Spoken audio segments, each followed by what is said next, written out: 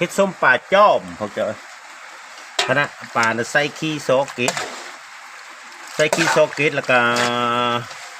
เสน้ำเข้าสารเขานะล้างน้ำเข้านะผมไม่ได้เอาน้ำโม่ได้เอาน้ำเข้าเขาเทนะน้ำเข้าสารนะเข้าสารเหนียวนะเสออกคือเสื้อเข้มแล้วก็ล้างออกแล้วแบบนี้มันเข้มน้ำแล้วเข้มออกแล้วก็นี่เนี่ยน้ำยามันอันนี้เครื่องปรุงมันนี่เครื่องปรุงมันอันนี้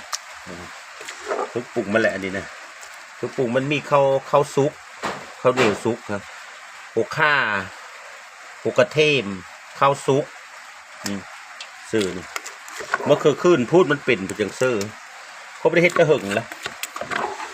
มันยากนะเมื่อคืนขึ้นนะเมื่อคืนขึ้นได้น้อยเดียวนะได้ปลาแล้วพอเมื่อคืนเป็นน้อยนึงนะอึดตายแต่ถ้าเมื่อคืนขึ้นจะได้สั้นได้อื่นอึดเมื่อคืนขึ้นนะ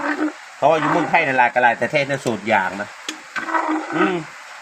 เดี๋ยวคลิปก็จะลืมกดติดตามเลยนะผมจะเอาส้มปลาน้อยเด้อสาธุดอกพี่น้องทางไทยแลนด์ก็ตามยูซิเลอร์กับย่าอยู่อเมริกาก็ตามเมืองลาวนี่ก็ตามเท่านั้นแหละนะสู้ฮิตส้มปลาน้อย